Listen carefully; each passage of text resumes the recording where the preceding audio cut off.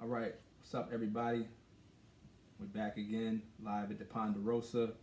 You're on two with Dre and E, and we just want to start this session off just following up on some of the content and the topics that we were covering the last time we spoke, and from the feedback that you've received, a lot of people have been curious and wanted to hear a little bit more about financial literacy.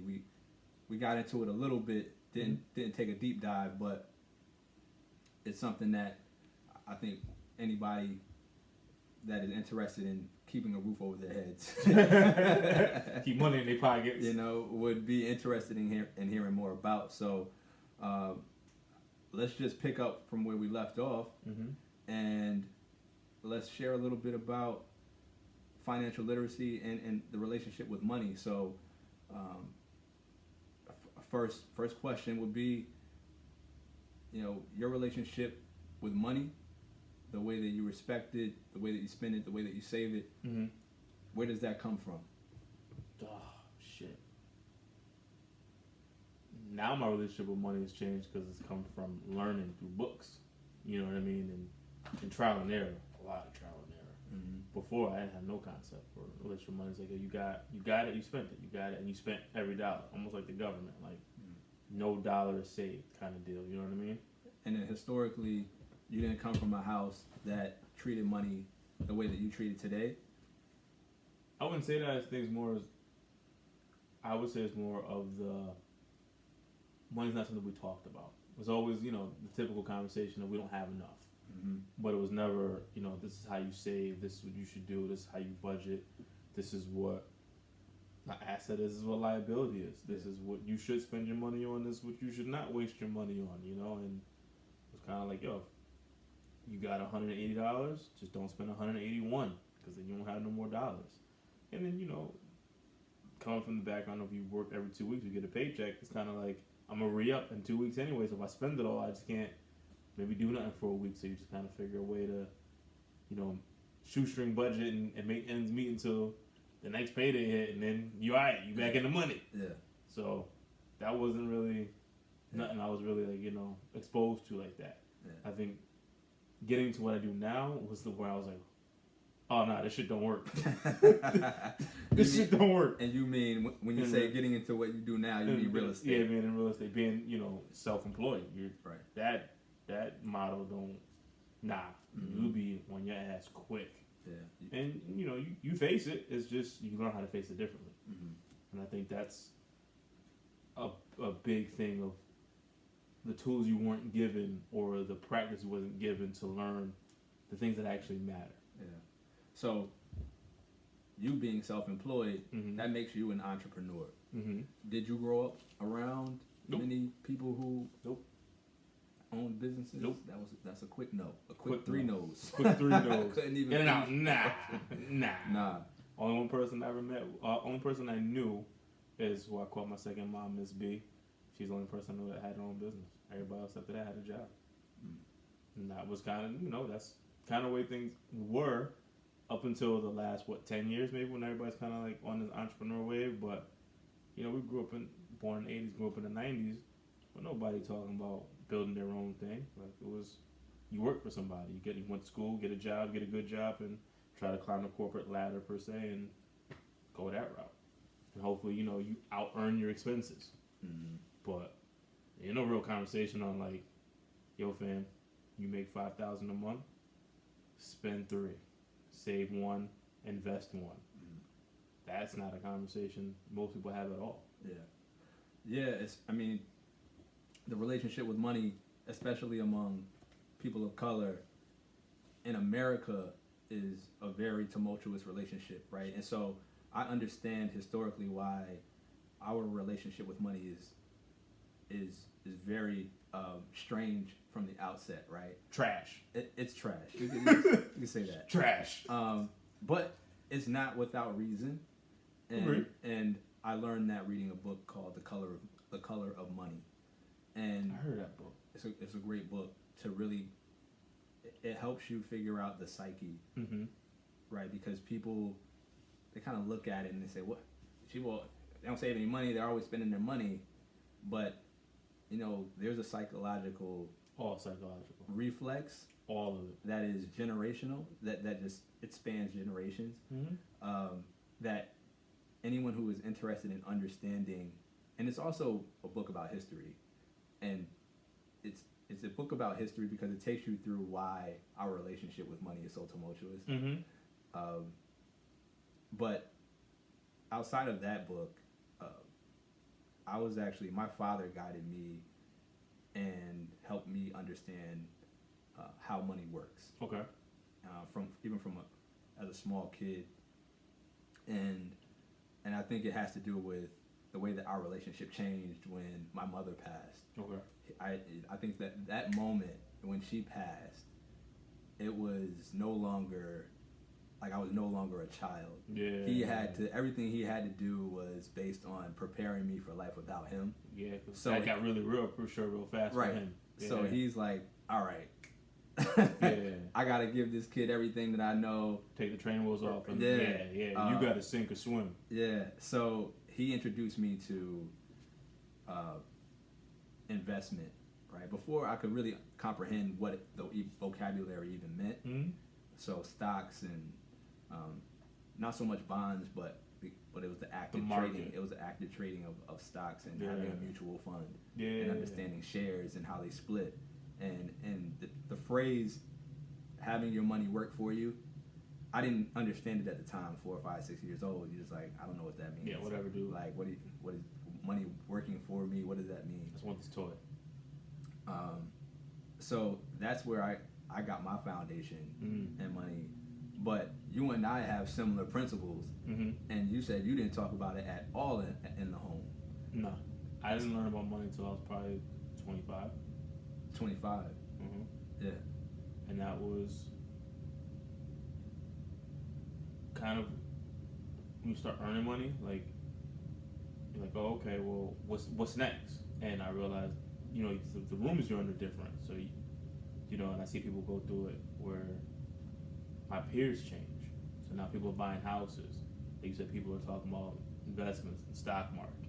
And when you say the rooms changed, are you referring to people I was around every day? You know, you spend 8 hours a day at work. You know, when as you're doing your career, as you progress, the same people you start with are not always the same people you end up with all the time.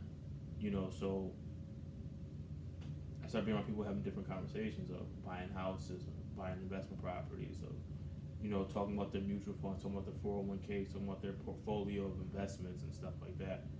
And you sitting there like, I don't want to be the asshole at the table who has no conversation or no out of place, because then you look like, damn, man, I'm really the, you know, like the affirmative action kid up in here. Like, come on, like, you want to be able to hold court. You know, that's something that my uncle always gave me. Like, as a man, you want to be able to walk into any situation, in any room and environment, and be able to have conversation with everybody. Even if you may not know all of it, you want to be able to talk about it, because it gives you a different level of understanding. You're going to learn things. He always told me, you know, you had 2 ears and 1 mouth for a reason. You know, less broadcasting, more tuning in. So if you get around the right rooms and environments, you can start learning things. But you got to, like, get yourself in them rooms. Yeah. So as I started getting into those rooms, I started realizing, like, the conversations were different. We're not talking about Jordans and you know, it's a shock. It's a huge shock. It's a shock because you start reaching for stuff in your mind, then you don't have anything to reach for. No, and then you're like, I don't have anything to talk about. Because that's actually why I started. That's why I started experimenting with wine, because I was in these rooms. You're supposed to be networking and engaging, and I didn't like beer at the time. I'm younger, right? I didn't like beer at the time, so I'm like, I don't like beer, and I can't be the only one ordering a hard drink. Hennessy, right? Hennessy, a hard beverage. Hennessy. So I had to start experimenting with what wine I could order in these cocktail hours, in these networking receptions, because I didn't want everybody to get a beer. I'll have a Pinot. Mm-hmm. I'll have a cab, and then I'll like, can I get a Henny on the rocks? Yeah, you know, I got Henny and cranberry. Yeah, you know, because and then also then you don't, because if you start drinking that hard stuff, you'll be slurring your words, and you'll be off point. And you get stereotyped. Yeah, you'll get stereotyped, but you know you got to be on point somewhat. Now, not to say that people don't get out of pocket in these environments, but you don't want to be the one. You can never be the one. Not the skin color that we are. You can't fuck up at the office party. Right. I was giving that early. Like, yo, you go to Christmas party, but yo, keep your shit together. Yeah. Don't. Always remember. My mom told me this. My uncle told me this. Like, yo, when you go to them Christmas parties, or you go to any company event, never forget that you're on company time. There may be other people who can do certain things, but always remember, you have to play a different game by different rules. So you can't go out there and just take your guard down and treat it like you in Hartford or you in downtown New Haven with your boys. Right. You're on company time, and that's because the company is not the company that you own, right? Correct. When you own the company, you can do what the hell you want. You can do whatever you want. Correct. And is that an element that's always stuck in your mind about being an entrepreneur? Is that something that you've always aspired to because you wanted to call your own shots? You didn't necessarily want to subscribe to a uniformity? Not uniformity, which is more of you want to call your own shot, and you don't want somebody dictating your pay level, and two, your future, because it's a scary thing knowing, and I've been on that side where you get laid off. Mm-hmm. You get a bad boss who just don't like you and does everything to sabotage your career. And if they're in the right power structure, you're on the outside, that affects everything that you have. And then you got to figure it out. I mean, I always hang out with people older than me, which kind of gives me a different viewpoint of where your future can be.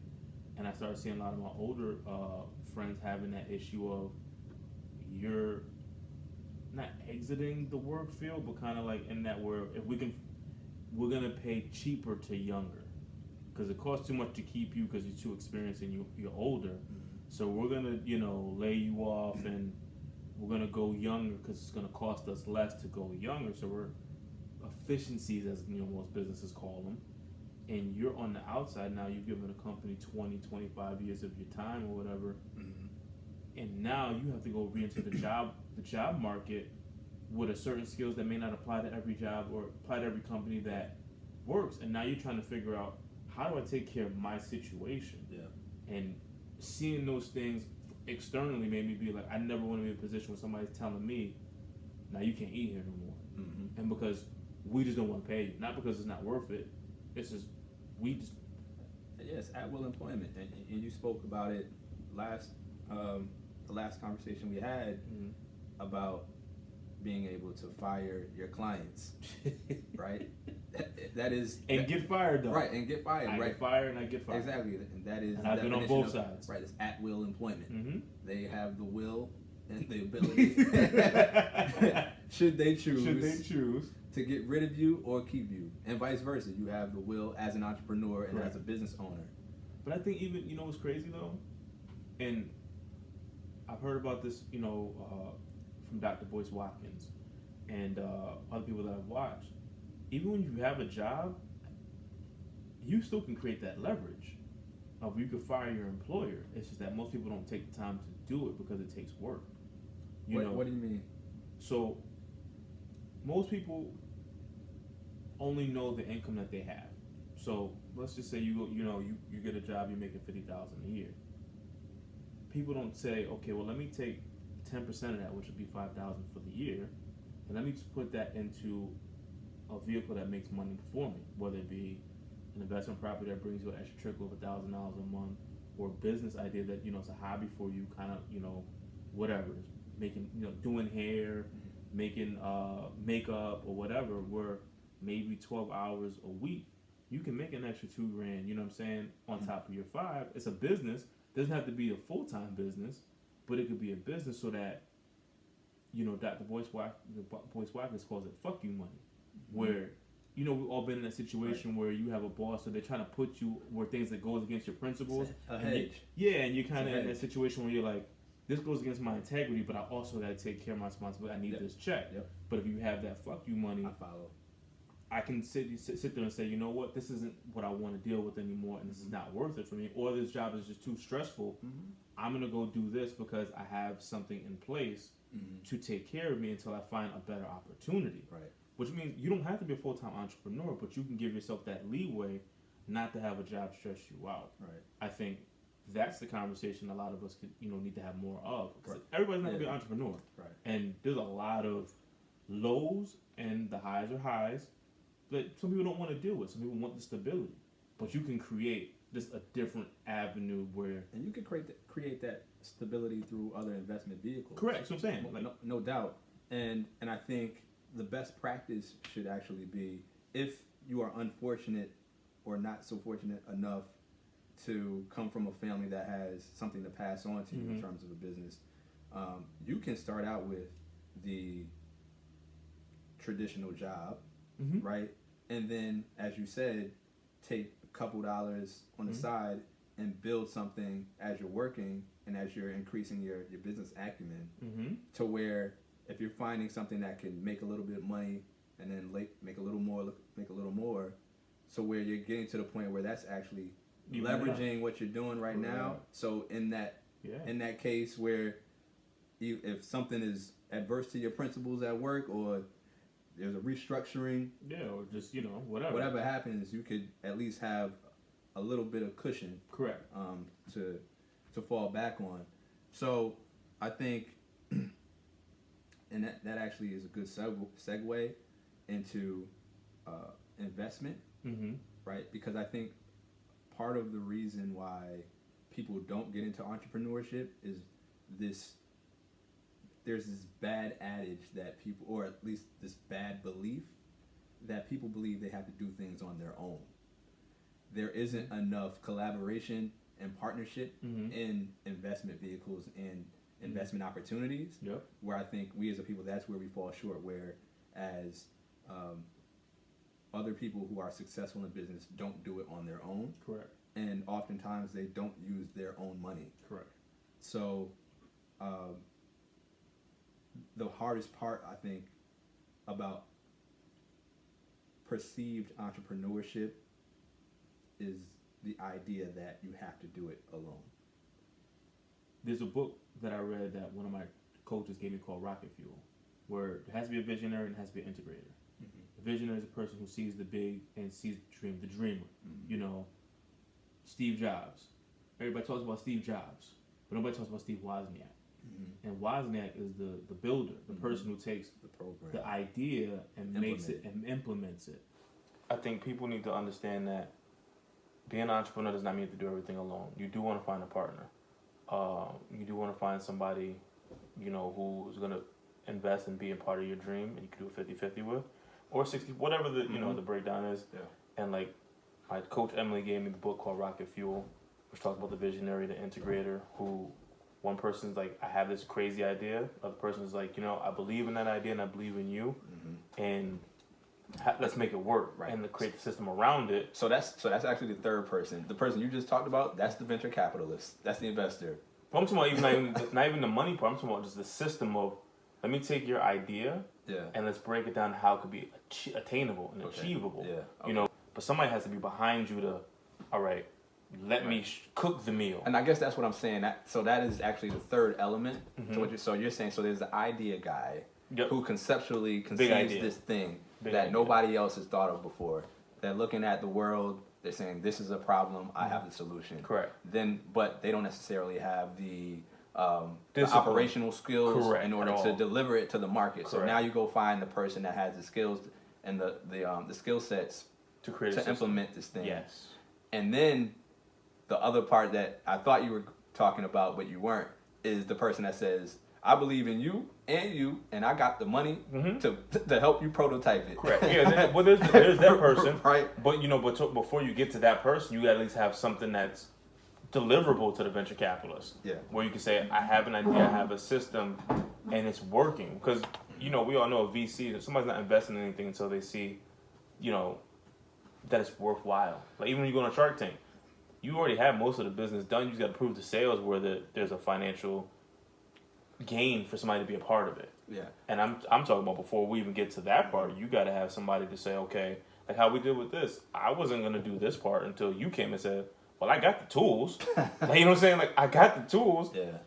You have a thing that we can take and let's build around it. Because if it was up to me, I wouldn't be sitting here.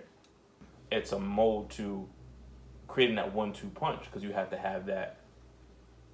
That, you know what I'm saying, that's the ambiance or the balance between people. And I think, as you said, most people get nervous for entrepreneurship because they think they have to do it alone, but you really don't do it alone. And nobody does it alone. There's not one person who's successful that's done it alone. Yeah. So that is also the misconception is that, right, people, let's say, so media outlets sells the idea that the person that you should be praising is the person that has done all of they call it what they call it the self-made millionaire. Yeah, it's bullshit. It's bullshit because, and I think that's a lot of the reason why. What's funny about me is that's why I like Scottie Pippen more than like Mike, because Mike got all the praise, but if Scottie wasn't willing to accept the role as number 2. Mm-hmm. And really make everybody else around buy into like, yo, Mike's the guy. He was the enforcer. Somewhat. Yeah. But he was the guy that kept everybody together. Right. Jim Jones. It was like, Cameron's Cameron, but Jim Jones was the guy behind it. Like, yo, we're going to put everything together to make sure this guy goes. You know, people talk about Puff, but when Mike talks about Andre Harrell, Harv Pierre, he's got guys underneath. People that put him on. People that make sure that the whole thing works. Yeah. Because as many hours as you may want to work as an entrepreneur, there has to be somebody behind you that is assisting with you. You know what I'm saying?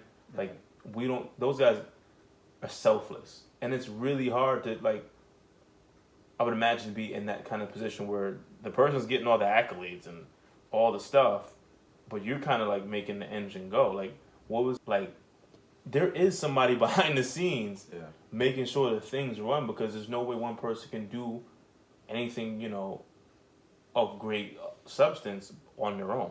Mm-hmm. It's just not possible. You can have the idea and you can have the partner that helps with the implementation of the concept. Mm-hmm. You also have to show some investment yourself. Correct. Right? So that's also one of the missing pieces that I found is that I run into a number of people that have a great idea, self-proclaimed great idea. I like how you emphasize self-proclaimed. You know what I'm saying? Because I don't know if it's great. I can't tell anybody if they're going to be successful in it or not. Yeah. I'm just listening. And they may have gotten to a certain point with the implementation, but they haven't really. They need help. They need additional resources. They help. And then when I say resources, I'm meaning, in this particular instance, I'm talking about financial resources. So, one thing that's very important is that people understand how the money works, right? Yeah. How the money works, and then also where to find it. Mm-hmm. Sometimes if it's not your money, you need to be not only financially literate, but you need to have literary skills. And responsible. To be able to write on paper a business plan. Agree.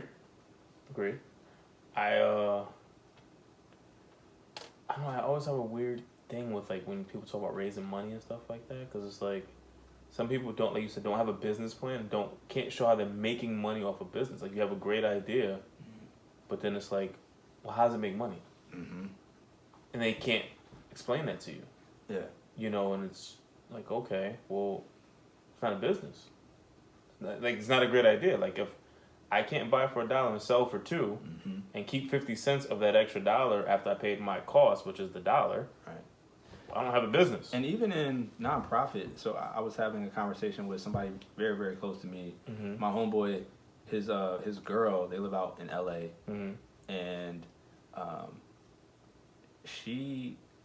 her family created this app called Black Privilege Was it the app we were talking about previously? I don't know.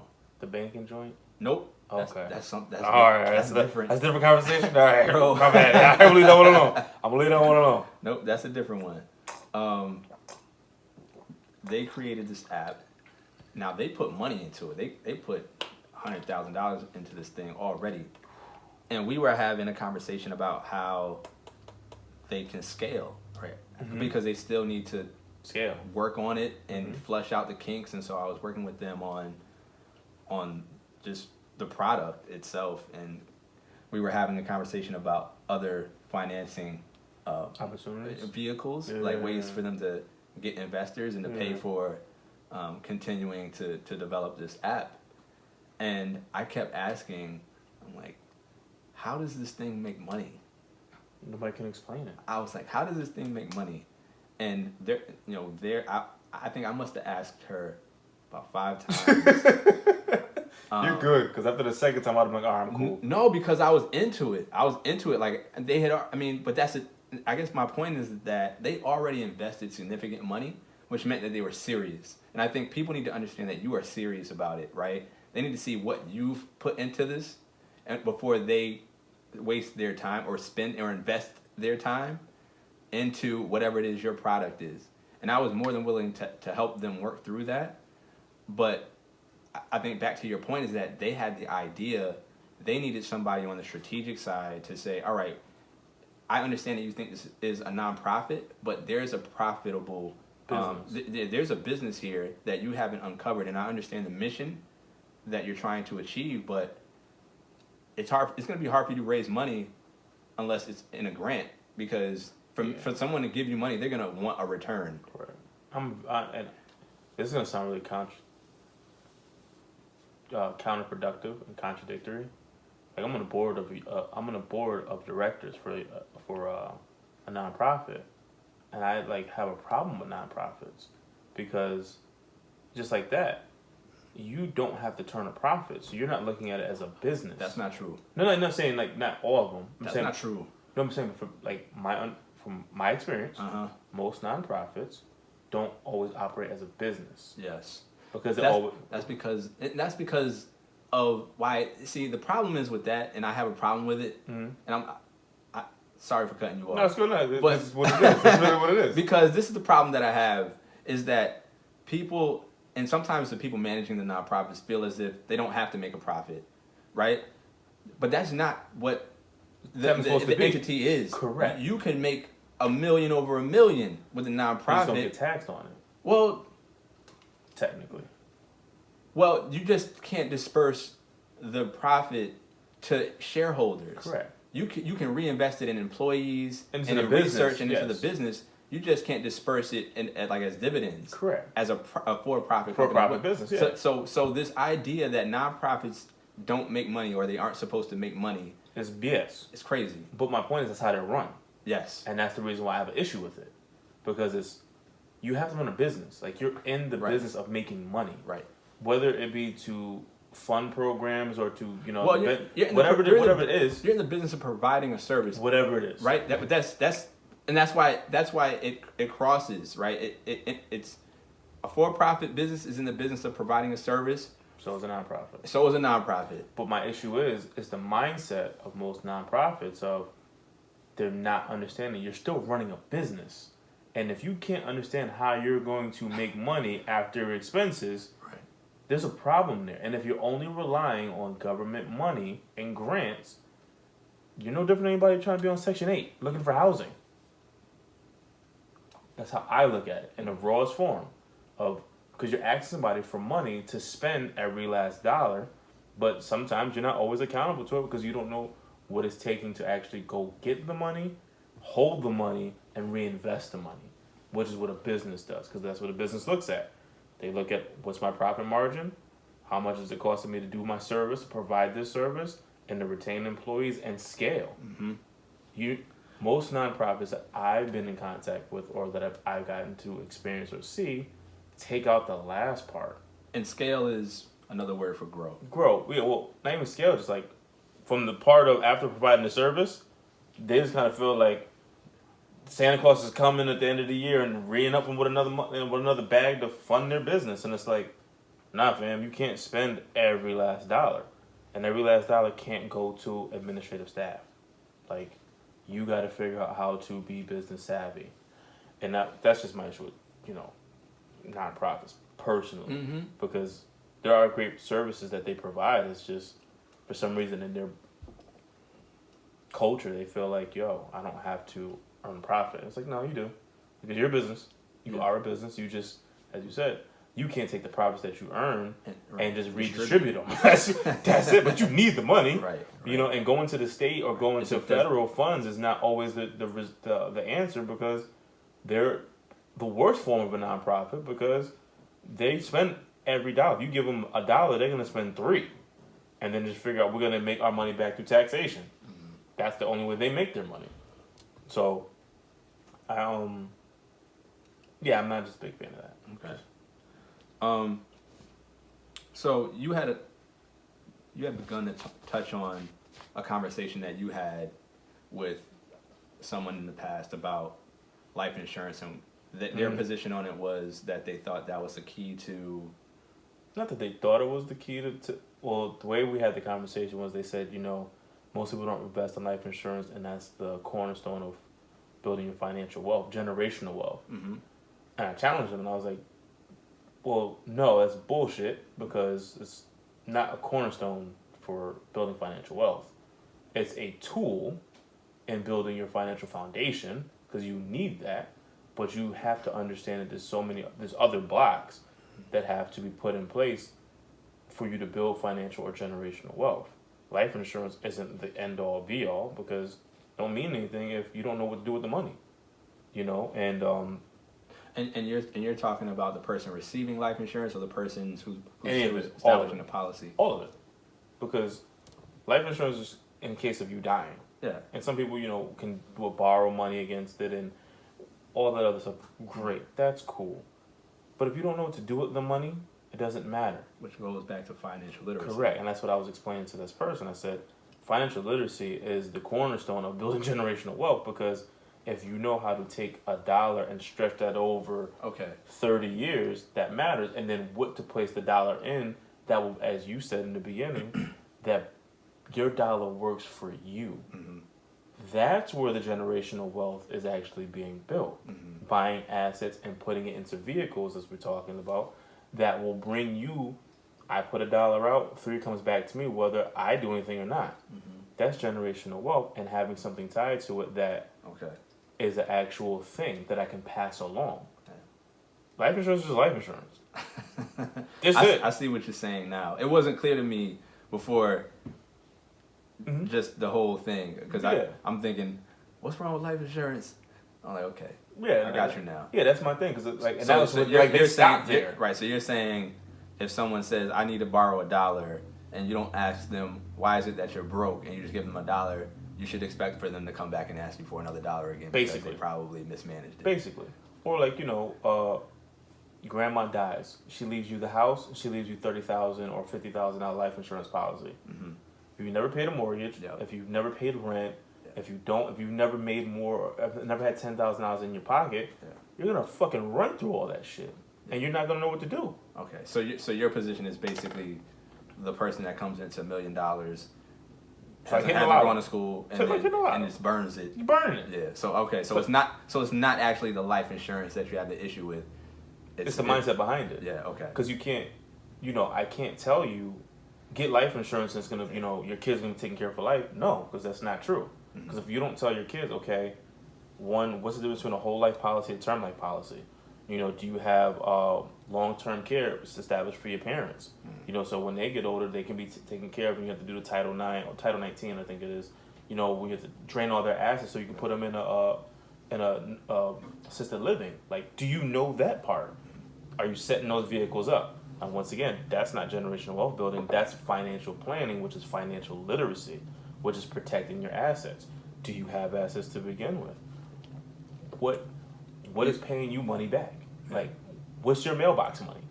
Do you have life insurance? I do have life insurance. So why do you have life insurance? Because if something happens to my black ass, I gotta take care. I want to have at least my sisters and my mother taken care of. And, you know, if I end up having children, which I, you know, plan on, at least there's something so that, one, you can put me, you don't have to do a GoFundMe and a fish fry to put my ass in the ground. Yeah. I don't, because I think that's, you know, I don't like that, because I feel like we should be more prepared than that. Mm-hmm. And two, it's like, you know, as you said, if I can give you $100,000, $500,000, that gives you a better start point to go, okay, what is it now? And if I'm being the father that I believe I will be, I'm going to give you here to say, okay, this is how we take 500 and make it $1 million, and take $1 million and make it 10 million. Because the generational wealth building is going to be here in the brain, and the information I give you, the tools. And the money's just going to be the catalyst of how do you make the tools work for you. That's where generational wealth will be built. How old were you when you first got your policy, your first policy? I think maybe 27, maybe. Okay. And who convinced you that had value? When I bought my house, the loan dude had me sit down with the financial planner in the bank. He tried some of his mutual funds and shit, and he was just like, well, maybe you might want to do a life insurance policy, you know, and just take it off of the value of the house. And I was like, huh, that makes sense. Something happens to me, at least the house gets paid off. My parents get, you know, but I didn't know anything more than just that information. Once again, I'm only abreast of what I'm being given. You know, mind you, I'm sitting there with my father at the time, who's kind of like, he's going through the process with me, so I'm really the one learning it on the fly, which that's most. I think a lot of people are in that situation. Yeah. It was just kind of like, and you have to just take their word for it. Correct. And then, you know, once I got more information and learned more, you know, I realized I could take out a lot more in a policy, and then the way I structure it and the idea behind doing more, there's a reason why, and, you know, I can explain it and articulate it so that my wife or child's mother, whatever my situation ends up being, can be sufficient and grow in a time that I may not be here. But most people don't even get to that point. You know, we tell people, especially in our community, get life insurance. And, you know, you could borrow against it and create a business. Don't do that shit. Don't fucking be an asshole. Like, get life insurance to have life insurance. So in your real when you put your realtor hat on, yeah, and when you're counseling the couples, I don't talk about none of that. You don't bring that. You don't bring up the life insurance stuff. No. Okay. Because that's technically out of my bounds. I'm only a licensed real estate agent. I'm not a insurance person. So, you know, you got to talk to a financial planner about all that. You know, if they ask me those things, I point them in the right direction to people that I trust. Yeah. And, you know, I have a conversation with them about it based off my experiences. So it's really just me telling you, hey, this is the good and the bad of what I've done. You got to figure out what works for you. Yeah. And just the information you may have not known, or you may know, and just, hey, make your own decision. Right. Do you have your eyes on anything looking forward? I've been making investments into other businesses, like starting other ancillary incomes. Because for me, it's just, you know, you got to find different ways to have different streams of income. You know, when I was first starting the real estate game, I think maybe a little bit before that, I heard of a book called The Millionaire Next Door, and it was The Millionaire Next Door. Mm-hmm. Okay. And it talked about the average millionaire has 7 streams of income. Yeah. And I think I was probably too young to grasp the hell they were talking about, but it made sense of, like, you know, I always remember my grandmother always said, poor is the mouse that only has one hole. You know what I'm saying? And that's yes. So you know, so like, I got it conceptually like that, but I didn't understand, like, what does it mean 7 streams of income? And, you know, as I've gotten older, I understand, like, yo, you can't only have just one hustle. Mm-hmm. And even in what I do now, there's good days and there's bad days, and that's the plight of entrepreneurship. But it's when you do get a little extra to create something else, so that in the times that you have lean months or you have lean sales, in which it's going to happen, you have something else that can, you know, be that offset. so that you're not out here going broke. I think that's extremely important. And so I've been investing into that right now, and then eventually we'll grow into, you know, I'm definitely going to buy real estate. I'm definitely going to buy other holdings and stuff like that. But for me, I want just the ability to have something else to go back and forth on. And all of your ventures that you're involved in right now, are they just things that you're working on by yourself, or are you doing joint ventures with anyone? I haven't done any joint ventures with anybody yet. I think we've talked about doing stuff together. I think that's probably as far as it's gone. I think what I've realized and learned just from watching, you know, the people that I pay attention to and that I find as thought leaders or leaders who are way ahead of me, is finding people you believe and trust in. Yeah, you definitely want to partner. And again, this goes back to spending time, how you spend your time. You want to spend time with people with integrity. Correct. And character. Yeah. So like, I think it's more than you want to invest in relationships. I think that's kind of where I look at it. Like, I want to invest in people like, you know what? I mean, if that idea doesn't work, I know that me and you, we're always going to be straight. Here. We're straight, so that $1 won't affect my relationship with you. But when you see that when people have the money mess up, then everything else falls apart. And so that's actually been a big hindrance into, I think, why people have not been as successful in entrepreneurship and ventures, is because most of the people that we trust, that we've known for some extended period of time, usually it's family first, right? and then it's your people that you kind of grew up with, and if they still happen to be with you into your 30s, you should probably have a pretty good understanding of their profile, personality and risk-wise. Yes. Risk profile, personality profile. Can this person be trusted? No, but they still my dog. I just won't lend them $5 because I won't get it back. Or if I lend it, I won't expect to get it back. That's the part. Right? So, so what's happened is that I think in order to really be able to open up the possibilities of entrepreneurship and establishing different lines of income, is being able to communicate authentically and being vulnerable about challenges that may arise, setting expectations, good, bad, and ugly, but then also repairing and addressing things that weren't sufficiently addressed in the past, right? Because people will say, I ain't fucking with that motherfucker because... Or just saying I fucked up. Right.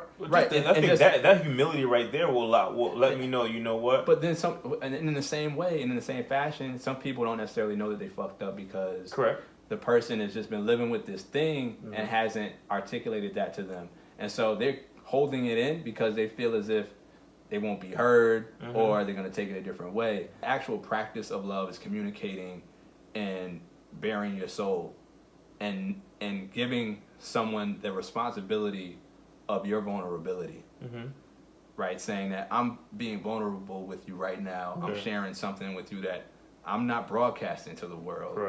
And I'm expecting you to be protective of that. Now you're in control of that, right? And so should you drop that crystal ball, it affects everything around us. Right. It's hard to come back from that. Correct. So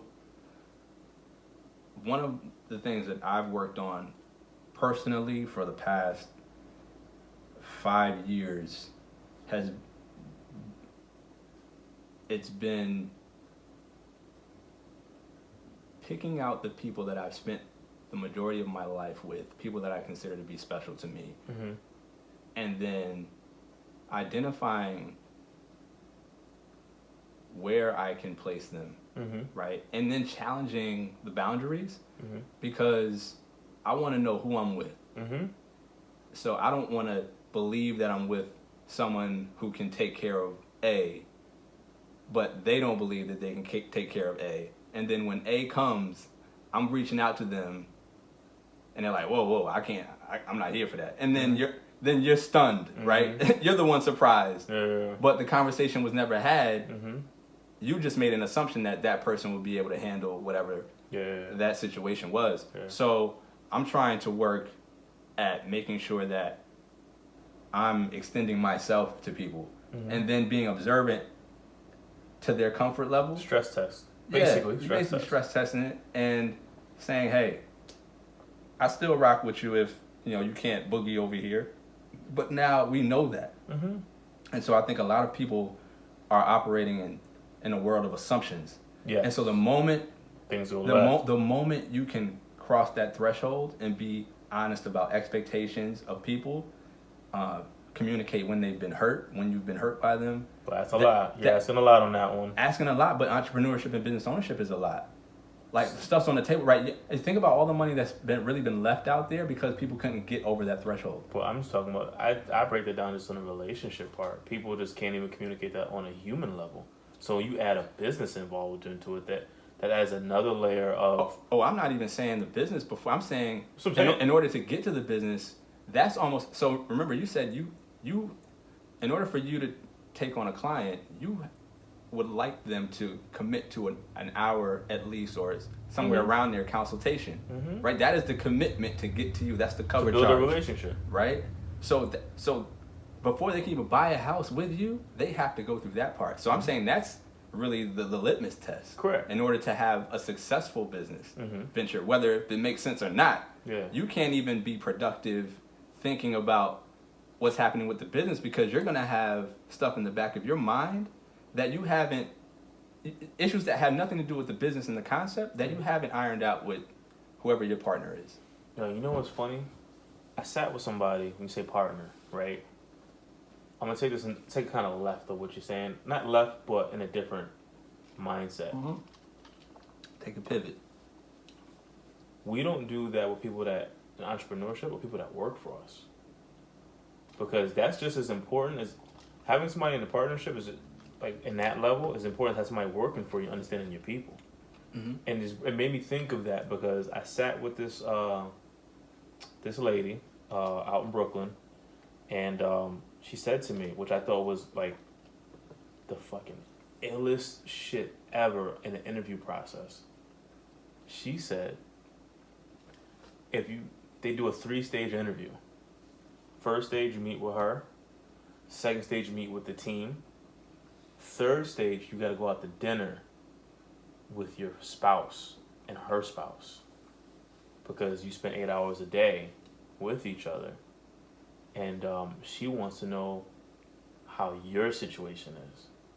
And say your significant other doesn't show up, then she knows you may not be the one to work for me because that's going to affect me back in the job. Or you're sitting at dinner and your significant other is just fucking either arrogant or you know what it is, you can pick up vibes and you kind of go, huh. And I thought that was like the most profound thing of getting into business relationships with people. And I thought that's coming from an employer-employee standpoint, from the entrepreneur side, because when you do scale, you have to hire help. And the thing that I always say that people have a hard time with is hiring the right help. And we don't interview well. So kind of like what you're saying there is how do you communicate when there's issues?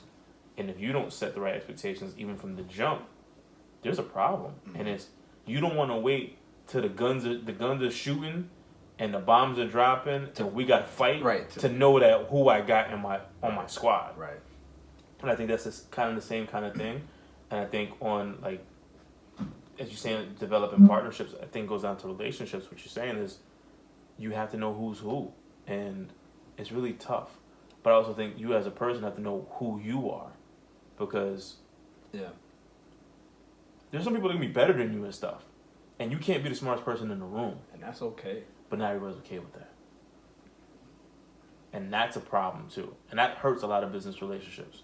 But if you are, and we're talking about a venture, right? We're talking about but like it's my at least my thinking is that you should, if you're trying to bring someone along, you should already sort of have a keen understanding about your product, right? To where you're not necessarily intimidated by someone you're trying to bring on your team. That's really not true. Because you got to think about it. I created this thing, and you may be able to take it further than I could.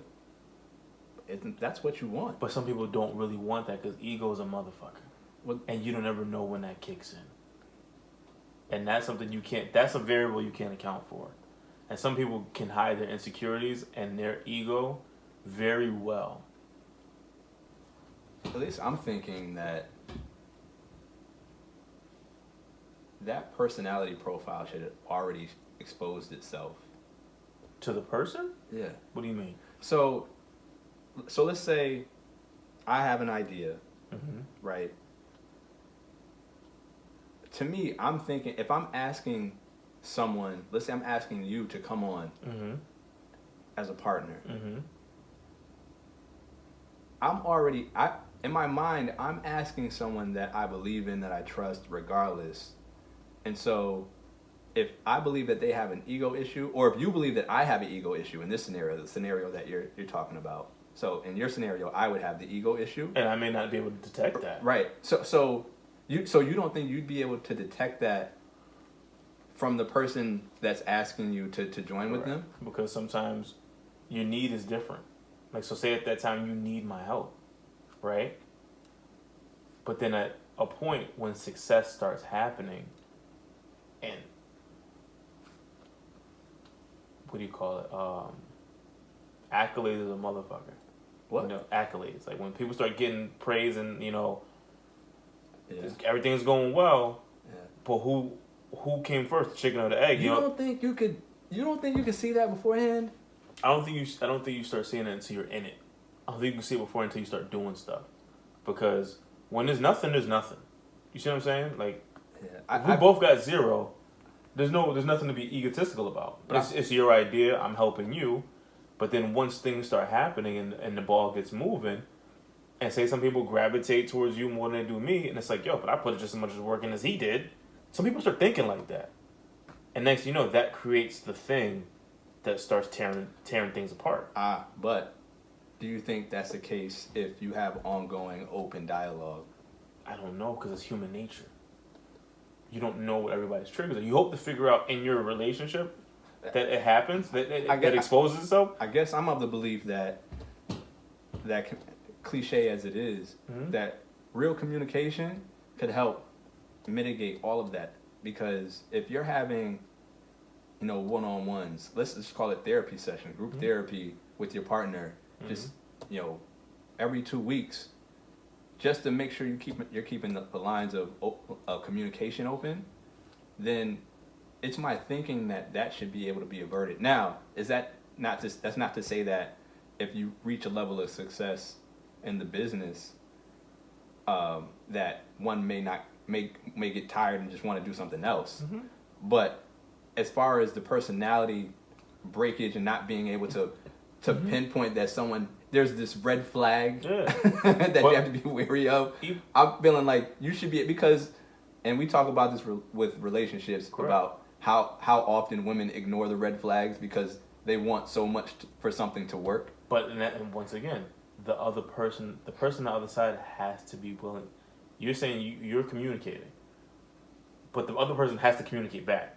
And that's the part that will make it or break it. Because and we've all been in relationships where one person's communicating, the other person's not. Doesn't make it a great relationship. You still maybe be honest, but the other person may be holding their cards or giving you enough where you may feel like it.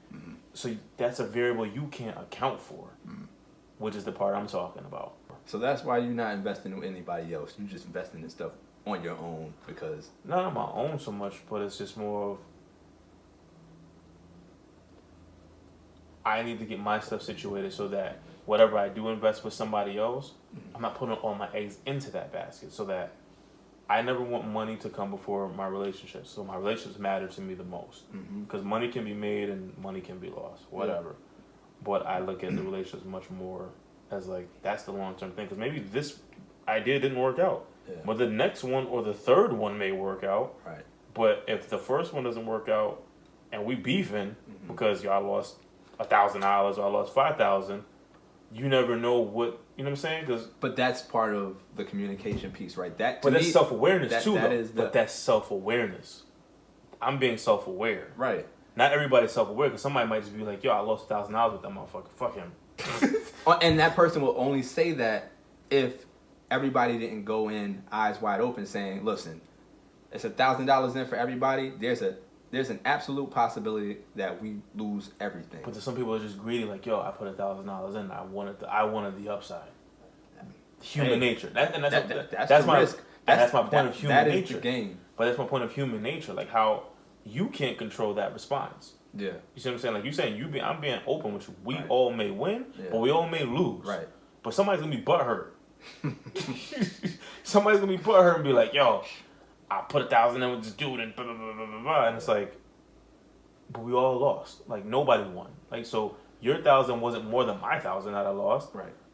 You just lost $1,000. I lost $1,000 time and idea and confidence. Right. So I lost more than you did, but you can't say that to somebody because they only see the dollar amount that they contributed. But the value in that though, is understanding that you got there, right? Mm-hmm. So in that scenario, it may have cost you $1,000 for you to understand that person has that personality, mm-hmm. right? So to me, that's the value in getting that. And in terms of, and when I say getting there, I mean really understanding to the core who the people that you're spending time with and who the people that you think have shit, I'm going blank. Have potential. Well, yeah, but also, I think too, some people take their last $1,000 and act like they have an extra. So when they lose that 1,000, but that's my point. Whatever that cost, you got there, mm-hmm. and you need to get there at some point because you need to understand who this person is fully. Correct. I get and it. Either they can articulate that verbally, or that needs to be squeezed out through some type of action. I'm with you. I'm with you. Right, and that's. But I'm just saying, to me personally, I'm not getting to that point first until I know that I have everything situated so that, listen, okay, I don't even want to have this potential happen with you. Yeah. Like, you know what I'm saying? Like, I want to be able to have the conversation with you, like, yo, this is going to cost $1,000. Do you have two? Mm-hmm. Because if you lose one, I want you to have one left over. Because if you're going to say fuck Dre, I want you to say fuck Dre and be like, but here's why. Not just fuck Dre because you was on some, you and your feelings. Nah, I mean, to me, I don't want you to have two. If I'm asking for 1,000 and you agree to 1,000, and we say, listen, you could absolutely lose this 1,000. How are you going to feel about losing this 1,000? But we're saying the same thing. I'm just saying it in a different way. Uh-huh. I'm just saying I want to make sure that you're okay with losing 1,000. Do you have two? Right. Well, no. That's all I'm saying. That's for me. That's my level of comfort because then I know we're having a different conversation. Yeah.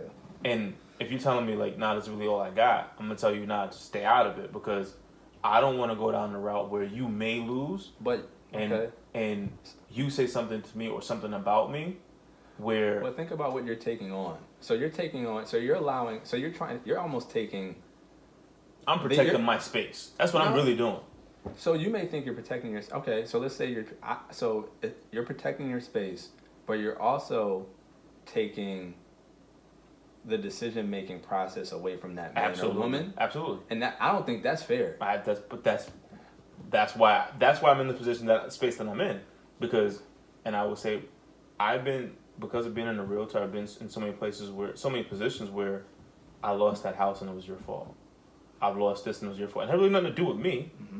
but you take that blame and you got to live with it, and you're going, I really didn't do anything, but it was just a matter of circumstance of things that have happened, but I got to take that blame. So because they projected that onto you, mm-hmm. you internalized that? Not internalized, it's like, that's just where you are, and it's just only way you know how, as we're talking about, only how you know how to deal with it is to blame somebody. Mm-hmm. Not the situation, but it's just the easiest way to get it and not be accountable for it. Yeah. So my thing is, okay, if I can control my environment and say, I only have 10 people I want to let into my club, I'm going to pick the 10 people that I feel best suit the situation for my club.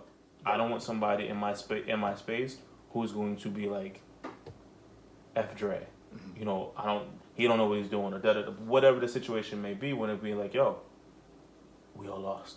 It was just a situation, you know, and because I had to deal with it on a smaller level with houses, where I've had people lose a house because the realtor didn't give the paperwork to the seller quick enough, and another offer came in, and the seller wanted to take the other offer because it was higher, and we already had an agreement on verbal that you were getting the house, and now I got to call you and say you didn't get the house. Now I'm a piece of shit, and I've been on that side. and it's just a situation. It's just business that happens. But I understand human nature and emotion is something completely different. So now I can't control that.